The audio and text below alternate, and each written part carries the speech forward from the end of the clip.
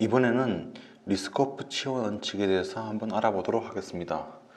리스코프 치환 원칙은 약자로 LSP라고 씁니다.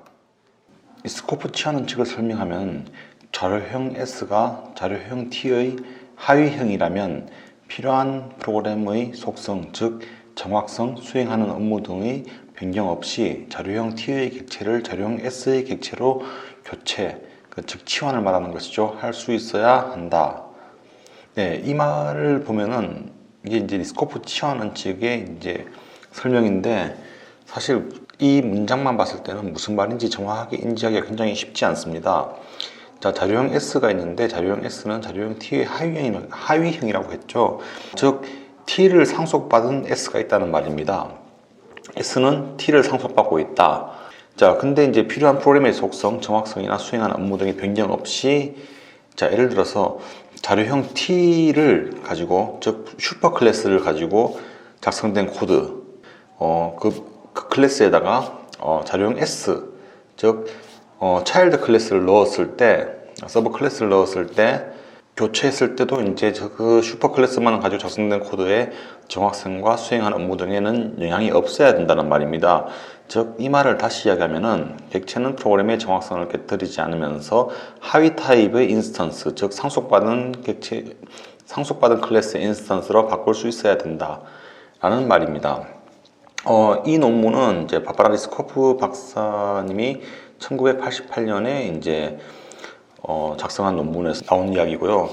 즉, 그래서 이제 그분의 이름을 따서 리스코프 치환 원칙이라고 불립니다.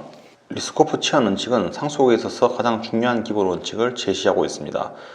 이 리스코프 치환 원칙을 이용해서 이제 OCP, 앞서 설명드린 OCP 같은 경우에는 추상 클래스를 가지고 코딩을 하면은 거기에 들어가면 구체 클래스들이 뭘로 바뀌어도 동일한 동작을 했었죠. 즉, 이 OCP를 가능하게 해주는 원칙이 바로 리스코프 치환 원칙입니다. 리스코프 치환 원칙은 결국 상속에 대해서 굉장히 많은 이야기들을 하게 만드는데요. 일단 제일 먼저 잘못된 상속에 대해서 한번 이야기를 해보고자 합니다. 잘못된 상속 같은 경우에는 이제 결국은 리스코프 치환 원칙을 위반하는 경우들이 굉장히 많습니다. 일단 뭐 리스코프 치환 원칙이 위반된다면은 일단은 그 상속은 잘못된 상속이라고 일단은 봐도 무방할 것 같고요. 어떤 코드에서 상속 구조를 봤는데 뭔가 되게 이상하다, 이거 좀 뭔가 좀 냄새가 난다 라고 느꼈을 때는 그걸 꼼꼼히 들여다보면 리스코프 치환 원칙을 위배하는 경우가 굉장히 많습니다. 일단 상속을 한번 잘못 만드는 순간 상황에 따라서는 이제 반대로 리스코프 치환 원칙을 위반해야지만이 그 코드가 워킹하게 될 수밖에 없는 그런 상태를 만들기도 하죠. 뭐 어느 게 닭과 달걀의 문제인 것 같은데, 결국은 리스코프 치환 원칙에 대해서 고민 없이 상속을 하다 보면은 이제 이런 문제에 당면하게 된다는 것을 말씀드릴 수 있습니다. 자, 그럼 대표적으로 이제 한 가지 예를 들어 볼게요. 지금은 이제 스위프트를 쓰면서 잘 안 쓰게 되었지만은 예전에 오브젝티브-C를 쓸 때 사용했던 NS 스트링과 NS 뮤트able 스트링을 가지고 한번 예를 들어 볼게요. NS 스트링은 말 그대로 스트링이었고, NS 뮤트able 스트링은 변경 가능한 스트링이었죠. 근데 이제 이것을 이제 구현을 한다고 생각하면은 어떻게 구현을 해야 될까요?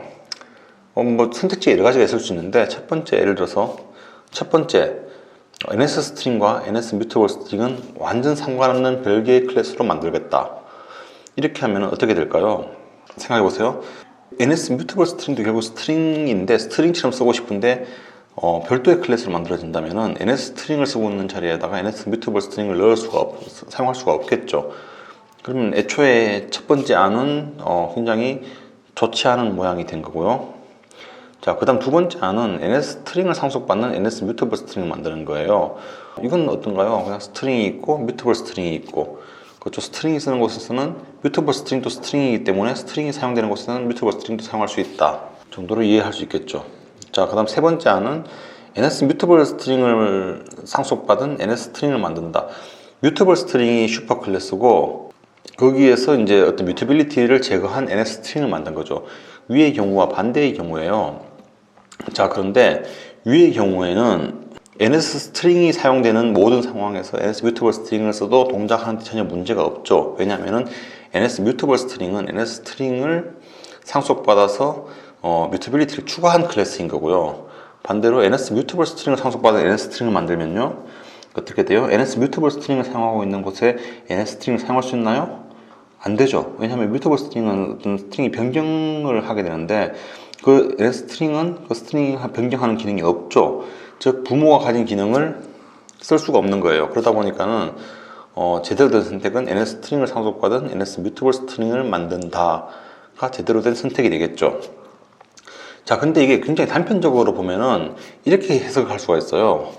슈퍼 클래스를 상속받아서 서브 클래스를 기능을 확장한다 라는 개념으로 이해를 하기가 굉장히 쉽죠. 근데 이 확장이라는 개념을 무턱대고 그 클래스에다 뭔가를 기능을 계속 확장한다고 해서 무조건 좋은 상태는 아니다. 즉 어떤 경우에는 확장을 해야 되고 어떤 경우 확장을 하지 말아야 될지를 판단을 해야 되는데, 그럴 때 이제 그 판단할 때 이제 스코프 치환원칙이 굉장히 큰 도움이 됩니다. 자, 그래서 상속에 대해서 계속 이야기해 볼 텐데요.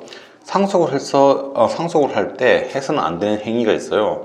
첫 번째 경우가 이제 부모의 행위를 자식이 거부하는 경우. 아까 전에 앞에서 예를 들었던 NS 뮤터블 스트링과 NS 스트링의 관계였죠. 뮤터블 스트링이 슈퍼 클래스고 NS 스트링이 서브 클래스라면은, 서브 클래스가 예를 들어서 어펜드 스트링이라는 애가 있어가지고 뮤터블 스트링에 어펜드 스트링이라는 애가 있어서 스트링에 다른 스트링을 추가할 수 있는 기능이 있었는데, 차일드 클래스인 NS 스트링은 스트링에 기능을 추가하는 기능을 막아버린 거죠. 자, 그래서 이제 부모의 행위를 자식이 거부한 케이스에 해당돼요. 이게 거부하면 문제가 뭐냐면은, 부모, 즉 슈퍼 클래스, 더 추상화된 클래스를 사용해서 코딩을 했는 것들이 어떤 그 안에 있는 자식이 바뀌는 따라서 제대로 동작하지 않거나 컴파일조차도 안 될 수 있다는 거. 그게 가장 큰 문제가 되는 것이고요. 그 다음 두 번째 이제 하지 말아야 할 행동이 퇴화 함수라고 하는데, 이제 뭐냐면은 슈퍼 클래스에 있는 특정 메소드를 오버라이드 한 다음에 그 기능을 못 쓰게 하는 거죠. 뭐 예를 들면은 대표적인 케이스가 뭐 에러를 튕겨버린다든지, 기능의 원래 있던 구현을 아예 지워버리고 빈 구현을 남긴다든지, 뭐 이런 식의 행동들은 굉장히 위험하죠. 왜냐하면은 어떤 클래스에서 메소드가 만들어졌다는 것은 어떤 그 클래스에서 이런 동작을 할 것이라는 기대가 있는 건데, 아예 원래 했던 동작마저도 안 하게 만들어 버리는, 즉 그래서 역시나 슈퍼 클래스, 즉 더 추상화된 클래스를 가지고 뭔가 작업해 놓은 코드가 거기에 구체적인 클래스가 들어갔을 때 아예 동작을 안 하게 되는 상황을 만들게 되는 거죠. 여기서 결국은 이제 이 리스코프 치환원칙은 상속과 굉장히 밀접한 이야기를 하고 있다는 것을 알 수 있고요. 그 상속의 문제에서 이제 가장 이제 대표적으로 이제 좀 난해한 케이스를, 대표적인 예예요. 이건 굉장히 대표적이라서 이제 뭐 실제로 리스코프 치환원칙 이런 것들을 이제 위키피디아에 찾아봐도 이제 이 예를 가지고 설명을 하는 게 많습니다. 자, 그럼 그 예가 뭐냐면요, 직사각형과 정사각형의 이제 관계예요. 자, 그럼 우리가 상식적으로 생각했을 때 이 역시도 마찬가지죠. 둘 다 결국은 사각형이고, 정사각형은 직사각형의 한 종류죠. 그렇죠? 직사각형이 더 넓은 개념인 거고, 직사각형의 특정한 케이스가 정사각형인 거죠. 자, 그러면은 이거를 이제 상속 관계를 만들어 보면은 두 가지 상황이 발생할 수 있어요. 직사각형을 상속받은 정사각형 만들어야 되는 건가? 정사각형을 상속받은 직사각형을 만들어야 되는 건가? 어느 쪽이 더 맞다고 생각하세요? 예, 정답은 둘 사이에는 상속 관계가 있으면 안 됩니다. 왜 그런지 한번 보도록 하겠습니다. 이 직사각형과 정사각형의 문제에서는요, 우리가 이제 일반적으로 가지고 있는 관념과 상충되는 부분이 있어요. 일반적인 관념상 아까 말씀드린 것처럼 정사각형은 직사각형의 한 종류예요. 그러다 보니까는 부모인 즉 직사각형을 상속받은 자식, 정사각형이 굉장히 당연해 보일 수 있다는 거죠. 그러니까 직사각형을 상속받아서 정사각형을 만들어도 아무런 문제가 없어 보이는. 왜냐하면은 정사각형은 직사각형의 한 종류라고 했잖아요. 자, 이렇게 너무 당연하게 그렇게 상속해도 될 것 같은데 라고 판단하는데, 문제는 이런 경우가 굉장히 많아요. 실제에 작성된 코드를 보면은 이런 상황에서의 상속이 굉장히 많이 보이기 때문에 주의를 할 필요가 있습니다. 자, 어떤 일이 벌어지냐면요, 직사각형에 setWidth라는 함수가 있어요. 만약에 그렇다면은 정사각형이 직사각형을 상속받으려면은 set width 함수를 오버라이드 해가지고 어떤 그 사각형의 width가 잡히면은 하이스도 같이 바꿔줘야 되는 그런 코드를 넣어야지 그 정사각형이 말이 되는 상황이 되는 거죠. 만약에 이게 안 바꿔주면은 그건 정사각형이 아닌 거죠. 자, 그러다 보니까는 직사각형의 set width로 폭을 2배로 하면은 면적이 2배가 됩니다.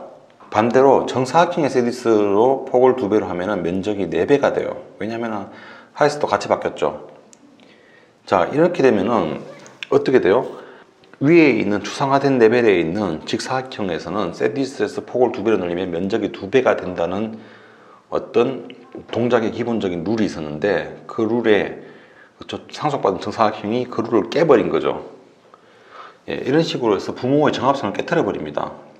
만약에 예를 들어서 위에서 정사각형을 기준으로 코드가 되어 있고 이 코드가 set width 이후에 면적이 2배가 된다는 가정을 하고 코딩이 되어 있다면은 정사각형이 들어오는 순간 얘는 그 코드의 정합성은 더 이상 유효하지 않은 거죠. 왜냐하면은 정사각형이 상속을 잘못한 거죠. 이게 무슨 말이냐 하면요, 이 경우에는 자식이 거부할 수밖에 없는 기능을 부모가 제공을 하고 있었어요. set width 함수의 기본적인 동작은 정사각형 입장에서는 직사각형의 동작을 거부할 수밖에 없는, 자기의 정체성을 지키기 위해서 부모를 거부할 수밖에 없는 그런 상황이 되어서 이 코드는 리스코프 취하는 측을 위배할 수밖에 없는 상황을 만들어 놓은 것입니다. 실제로 이런 경우들을 굉장히 많이 봤었어요. 상속을 받으면 받을수록 점점 더 부모의 동작들이 때문에 발목이 잡혀서 상속받은 차일드가 어쩔 수 없이 부모를 거부할 수밖에 없는, 이거 실제로 이제 그것들이 여러 단계의 상속을 거치면서 겹겹이 쌓여서 아주 이상한 모양이 된 코드를 실제로 많이 봤습니다. 자, 그래서 상속에 대해서 좀 더 들여다보면요, 어떤 이런 경우 상속에서 들여다보면, 자, 개나 고양이 같은 데다가 걷기라든지 뛰기라는 행위를 추가하게 되면은 그 행위 자체를 동물 레벨로 올릴 수가 없어요. 모든 동물이 걷거나 뛰거나 할 수 있는 건 아니잖아요. 그렇기 때문에 그 행위 자체를 동물 레벨로 올려놓을 수가 없는 거예요. 왜냐하면 아까 말씀드린 것처럼 붕어나 고래는 걷거나 뛰거나 할 수 없기 때문에 붕어나 고래 클래스들은 그 기능들을 퇴화시킬 수밖에 없습니다. 상속에서 그 퇴화할 수밖에 없는 기능들을 넣으면 안 된다고 말씀드렸죠. 그러면 만약에 동물이라는 클래스를 가지고 코딩을 하는데 그 동물이라는 클래스가 걷기를 가지고 있다면은 걷기라는 메소드를 사용하게 될 테고요. 그러면은 붕어나 고래 같은 서브 클래스가 들어왔을 때는 어떻게 동작할지 전혀 예측을 할 수 없게 됩니다.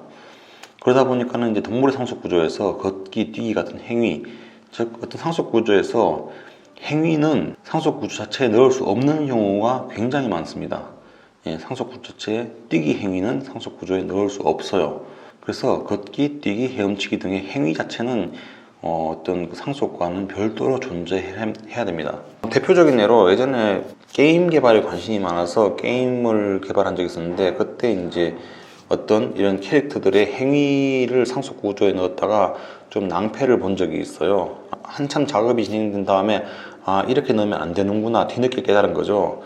어떤 행위를 상속 구조에 집어넣으면 물론 다른 형태의 상속 구조 있죠. 그래서 지금 여기서 행위 자체를 상속할 수 있는, 행위 자체에 대한 상속 구조를 만들 수 있지만은 제가 말씀드리는 상속과 별도로 존재하는 지금처럼 이제 동물의 계통, 뭐 캐릭터의 계통 이런 식으로 뭔가 이쪽 형태가 어떤 형태의 상속 구조에서 그 상속 구조의 특정 위치에다가 특정한 행위를 집어넣을 때는 굉장히 조심을 해야 된다는 거죠. 그래서 잘못 넣으면은 이런 문제들이 발생한다라고 말씀드리고 있습니다.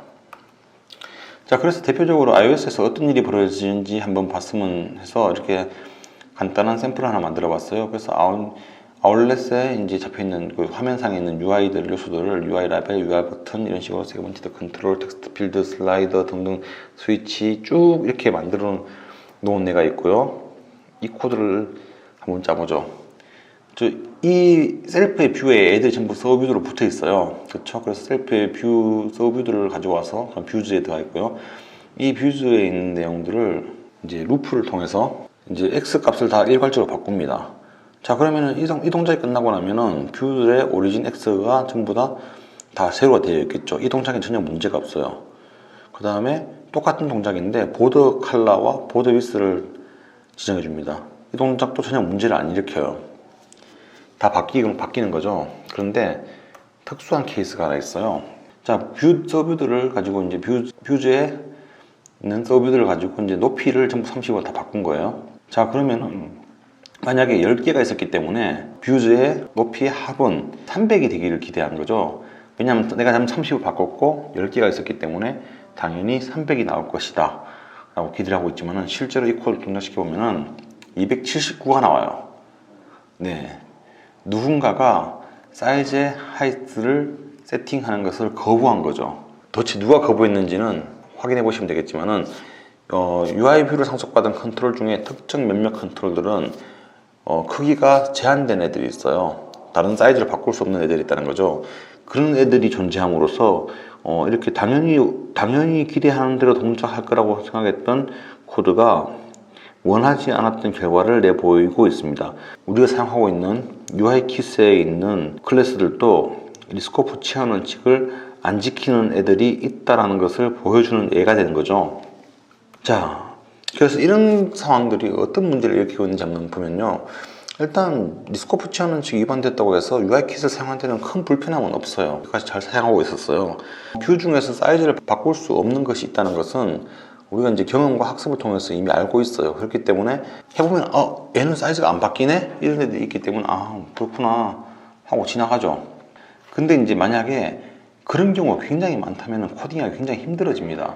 예를 들어서 우리가 서뷰에 있는 것들은 전부 다 다룰 때 UI 뷰라고 가정하고 다루잖아요. 그럼 UI 뷰에 있는 수많은 메소드들이 있을 테고 프로퍼티들이 있을 텐데 이 중에서 어떤 애들은 그 클래스의 이 뷰가 어떤 클래스에 따라서 동작을 하는 애가 있고 안 하는 애가 있다고 가정해 봅시다. 그러면 쓰기가 굉장히 힘들어지겠죠. 매번 이 클래스는 이 메소드를 쓸 수 있는 건지 아닌지를 확인하면서 써야 되는 거죠. 굉장히 힘들어집니다. 자, 그래서 이제 LSP를 위반하게 되면요, 리스코프 치안 원칙을 위반하게 되면은 결국은 모든 클래스에서 하위 클래스를 명시적으로 지정하거나 그것을 고려해서 코딩을 해야 됩니다. 예, 굉장히 힘들죠. 아까 전에 말씀드린 것처럼 이제 서뷰들의 루프에서 뭔가를 하려고 해도 이게 동작이 안 되는 게 있을 수 있기 때문에 그것들을 매번 이게 실제 무슨 객체인지를 해서 얘가 UI 버튼인지 UI 라벨인지 일일이 체크를 하면서 코딩을 해야 된다는 거죠. 단순히 UI 뷰에 있는 함수들을 쓰기 위해서라도요. 그래서 LSP를 위반하게 되면은 매번 차일드 클래스를 명시적으로 고려해서 코딩해야 되는 불편함이 있고, 그 불편함은 역시 고스란히 좀 더 확장하면은 앞에 설명드린 OCP를 아예 무용지물로 만드는 그런 상황이 됩니다.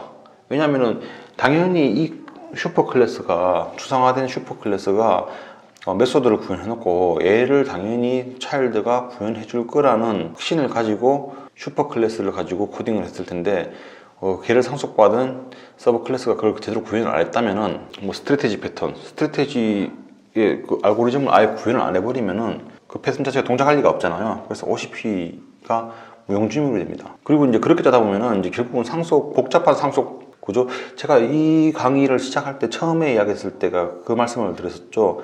상속을 잘못하면은 굉장히 안 좋다라는 이야기를 몇 번 말씀드렸고요. 상속은 굉장히 강한 커플링이기 때문에 잘못된 상속을 다시 원래대로 되돌리는 데는 굉장히 큰 코스트가 든다고 설명을 드렸습니다. 즉 LSP를 위반해서 잘못된 상속을 해서 상속 구조를 만들어 놓으면은 저 코드의 복잡도를 매우 높이는 상황이 돼요.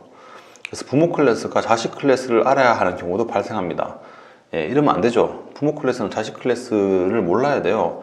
앞으로 어떤 애들이 더 서브클래싱을 할지 알 수가 없는데 그거를 슈퍼 클래스에서 서브클래스 하나 만들 때마다 슈퍼 클래스에서 코드를 같이 고쳐서 그 안에서 그 새로 추가된 서브 클래스에 대한 고려를 하면서 코딩을 해야 되는 상황이 되는데 그거는 말이 안 되죠. 하지만 이제 대부분의 경우 LSP를 위반하지 않기 때문에 복잡한 상속 관계를 가지는 이제 프레임워크들도 UIKit 같은 그런 것들도 이제 부모 클래스의 동작을 당연히 해줄 거라고 믿고 이제 작업을 할 수가 있습니다. 대부분 LSP를 잘 지켜주고 있기 때문에 뭐 아까 전에는 억지로 예를 찾아가지고 이런 경우에는 LSP를 위반하고 있어요 라고 말씀드렸지만은 그래도 대부분의 경우 LSP를 잘 지켜주고 있기 때문에 UIKit에서 UI 뷰를 상속받은 수많은 다른 클래스들을 그냥 우리는 UI 뷰로 가정을 하고 코딩을 하죠. 그렇게 UI 뷰로 가정을 하고 코딩을 해도 이때까지 큰 문제를 마주친 적은 그렇게 많지는 않을 것입니다. 자, 그래서 이 스코프 체원칙을 잘 지키게 되면요, 상위 클래스, 즉 추상화된 클래스를 기준으로 작성된 코드가 문제없이 동작합니다. 추상화된 인터페이스 하나로 공통의 코드를 작성할 수도 있어요. 슈퍼 클래스에다가 이제 그 공통 코드를 작성하는 경우가 있죠. 자, 여기서 이제 또 고민을 해야 될 포인트가 있는데, 대부분의 경우 상속을 A라는 클래스에서 기능을 확장하기 위해서 B라는 클래스를 만드는 경우가 굉장히 많고요. 결과가 확장으로 나오는 것은 말이 되지만은 단순히 확장을 하기 위해서 그런 식으로 상속을 사용하는 것은 좋은 습관은 아니라고 계속 말씀드렸습니다. 반대로 이제 차일드 클래스들의 동작들 중에서 보니까 공통된 부분이 있어서 애들을 묶어서 슈퍼 클래스로 끌어올리는 경우도 있어요. 이 역시 뭐 전자보다는 조금 나으려나? 사실 모르겠어요. 저는 그게 더 낫다고 생각되진 않지만 이 역시 가능한 방법인데 딱히 좋은 방법이라고 생각 들진 않아요. 어쨌든 추상화된 인터페이스 하나로 공통의 코드를 작성할 수 있어요. 그러면은 이제 상속된 수많은 다른 클래스들이 일일이 재구현해야 되는 고민을 안 해야 되죠. 이게 이제 상속을 통한 코드의 재활용인데, 어쨌든 LSP를 지키고 OCP를 지키고 해서 이런 결과가 나오긴 했지만은 이 결과를 목적으로 해서 상속을 하진 않는다라고 계속 말씀드렸어요. 이게 목적은 아니에요. 그런 스타일로 코딩을 하다 보니 결과적으로 이런 형태가 된 거지, 이걸 목적으로 하면은 오히려 엉뚱한 방향으로 갈 수 있다고 몇 번 설명드렸습니다. 자, 그래서 이제 이 LSP를 설명하다 보면요, 스위프트에서 가장 대표적으로 이거 LSP라고 보여주기 쉬운 게 프로토콜 익스텐션이에요. 프로토콜 같은 경우에는 이제 추상화된 인터페이스죠. 그리고 걔를 상속받은 수많은 다른 타입들이 있고요. 우리는 프로토콜 익스텐션에서는 그 프로토콜만 가지고 코딩을 해요. 이런 프로토콜이 있다고 가정을 하고 코딩을 하고, 이제 그 프로토콜을 컨펌하는 다른 수많은 타입들은 그래서 그 코드를 공통적으로 사용할 수가 있는 거죠. 즉 LSP를 지키게 되면 이런 형태의 코딩을 할 수가 있게 됩니다. 즉 프로토콜 익스텐션으로 추가된 함수는 이것은 LSP, 기본적으로 개념적으로 밑에 합을 깔고 있는 것은 LSP라는 개념을 깔고 있다는 것을 말씀드립니다. 자, 현실적인 이야기를 좀 해보도록 하겠습니다. OCP도 마찬가지였지만은 결국은 모든 이 원칙들은 트레이드오프가 필요해요. 그래서 모든 코드에 LSP를 지키는 건 어렵습니다. 경우에 따라서 LSP를 너무 강하게 지키다 보면은 오히려 코드가 더 복잡해지는 경우가 있어요. 아까 전에 말씀드린 그런 UI 뷰에서도 특정 특정 뷰가 높이를 바꿀 수가 없다라는 것을 지원하기 위해서 LSP를 위반하지 않고 그것을 작업을 하려고 그러면은 어떤 뷰의 프레임 그리고 위스 하이스를 지정해주는 코드들이 지금보다 훨씬 더 복잡한 형태가 되어 있을 거예요. 자, 그러니까 이거는 뭐 모든 코드에서 LSP를 지키는 것은 굉장히 어렵다. 그래서 적정선에서 트레이드 오프를 해야 되는데, 하지만 대부분의 경우 그런 트레이드 오프 했는 부분들, LSP를 지키지 않은 부분들은 그 부분들은 나중에 문제를 일으킬 여지가 있다 라는 것을 말씀드리고요. LSP를 이해하고 따르면요, 일단 기본적으로 설계에 굉장히 큰 도움이 됩니다. 왜냐하면 LSP를 이제 좀 깊이 들여다보기 시작하면은 결국은 상속과, 그리고 이제 아까 말씀드린 스위프트의 프로토콜도 관계되고 상속도 관계되고, 이런 것들이 결국 설계에 있어서 굉장히 중요한 게 다뤄지는 부분들에 대해서 많이 고민할 수밖에 없게 돼요. 그리고 이제 LSP를 이해하고 따르면은 이제 발생할 수 있는 문제를 사전에 많이 막게 됩니다. 결국은 계속 상속에 대한 이야기니까는 결국 복잡하고 이해할 수 없는 상속을 만들지 않게 해줍니다. 사실은 앞에서 이제 지금 설명드리는 이제 솔리드 기본 5원칙 솔리드에서 뭐 어느 하나 중요하지 않은 게 없지만은 이 LSP가 생각보다 덩치 큰 코드에서의 코드 퀄리티를 굉장히 크게 좌우한다고 판단됩니다. 사실 앞에 있는 원칙들 뭐 SRP, OCP 같은 경우에는 어떻게 보면 굉장히 좀 심플한 경우들이고요. 이제 LSP는 조금 더 이제 우리의 머리를 좀 더 상황들을 좀 여러 가지 다각도로 쳐다보게 만들고요. 그리고 또 경험들이 좀 어느 정도 쌓여야지 이제 제대로 된 LSP를 지킨 제대로 된 코드를 만들기가 쉬워지는 경우도 굉장히 많아요. 공부를 해서 지식을 습득해서 그렇게 갈 수도 있지만은 실제로 이제 코딩을 하다 보면은 이걸 매 순간순간 판단해서 아 얘는 이 상황에서 이렇게 하면 안 되겠어라는 판단을 하기에는 시간이 좀 오래 걸리죠. 그러다 보니까는 잘 안 지켜지는 부분이기도 하고요. 또 그리고 이제 위반했을 때 다른 것 물론 이제 다른 것들도 위반했을 때 그걸 다시 좀 정상적인 모습을 바꾸기 위해서 굉장히 큰 노력이 들지만은 LSP 같은 경우에는 상속이라는 굉장히 제가 말씀드린 굉장히 강한 커플링, 거의 최상급의 커플링과 연관되어 있는 원칙이다 보니 LSP가 제대로 안 지켜져가지고 문제가 생기면 대부분 상속의 문제거든요. 그 상속을 풀기 위해 얽힌 상속 관계를 풀기에는 굉장히 큰 노력이 됩니다. 그래서 이제 이 LSP에 대해서는 계속 많이 관심을 가지고 들여다보시고 또 그에 따라서 코딩을 어떻게 할 건지 습관을 잡아나가는 것이 굉장히 중요하다고 생각합니다. 예, 그러면은 다음 시간에 계속 이야기를 하도록 하겠습니다. 그리고 이제 쭉 설명을 들으시면서 추가적인 더 궁금한 사항들이나 아니면은 뭐 제가 설명이 약간 잘못되었다든지 혹은 뭐 다른 의견이 있으신 분들은 댓글로 남겨주시면 좋겠습니다. 뭐 좋아요, 구독은 뭐 강요하진 않을게요. 제가 그런 데는 굉장히 쿨한 거 아시잖아요. 네, 그럼 이번에는 여기까지 하도록 하겠습니다.